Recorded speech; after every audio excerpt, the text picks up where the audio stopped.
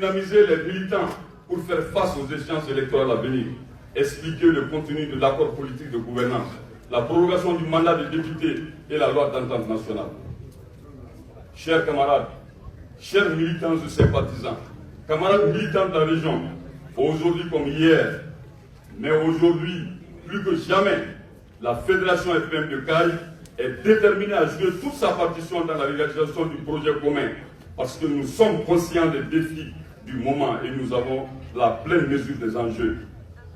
Hier, nous avons réalisé ensemble de belles victoires, le plus souvent dans la difficulté, dans des conditions parfois précaires, certes, mais nous avons toujours répondu à l'appel du parti. Et l'histoire retiendra sans nul doute que le RPM s'est toujours imposé comme une force politique non négligeable dans la région, dans la première édition. Aux dernières élections communales et législatives, le RPM a obtenu 474 conseillers sur 1795, dont 120 femmes, 39 maires sur 129, dont une femme. Dans la région, le parti comptait 10 députés sur 21.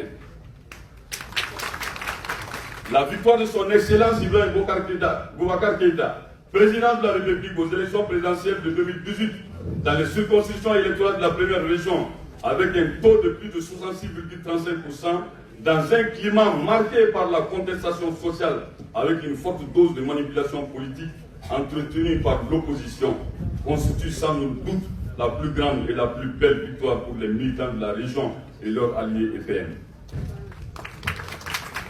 Cette prouesse, avec ces belles victoires et ce statut de première force politique, n'est pas venue in illo.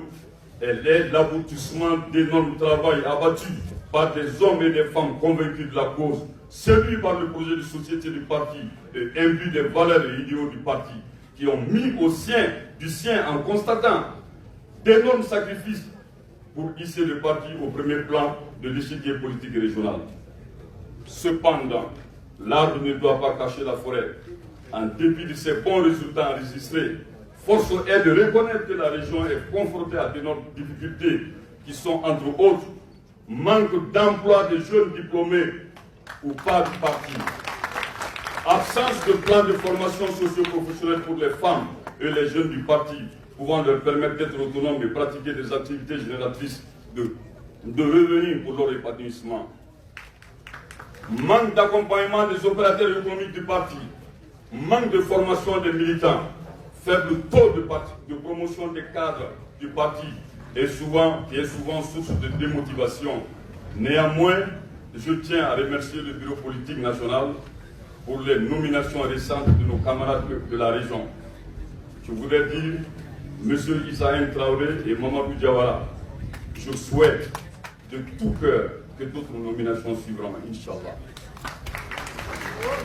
Ces difficultés n'entament pas notre détermination, mais cependant, leur prise en compte pourrait être une source supplémentaire de motivation pour les jeunes et les femmes qui ont toujours répondu à l'appel du parti, du jour comme de nuit.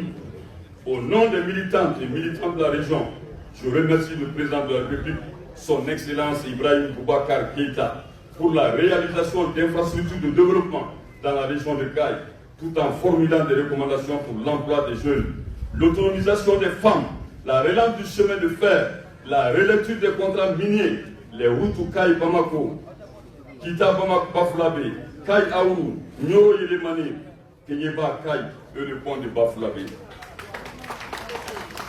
Monsieur le Président, distingués membres du Bureau politique national, camarades militantes et militants, la situation actuelle de notre pays, qui vit bien des moments les plus critiques de son histoire, nous commande de l'action dans la solidarité.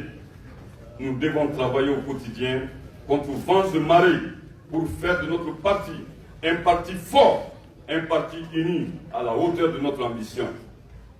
Nous devons travailler sans relâche, et cela en dépit des frustrations qui sont réelles pour élargir et renforcer le périmètre politique autour du camarade président de la République. Nous devons travailler avec lui pour un Mali juste, prospère et solidaire. Nous devons être capables de dépasser nos colères internes, rester mobilisés, et regarder dans la même direction que pour faire face à l'avenir. Un avenir plein d'espoir et de défis, un avenir qui ne doit pas se faire sans nous. chers camarades délégués, je vous engage à tout mettre en œuvre pour qu'au sortir de cette deuxième conférence régionale, nous pourrions atteindre les objectifs assignés à la conférence et faire des recommandations fortes allant dans le sens de la redynamisation de nos structures et du renforcement de la cohésion au sein du parti.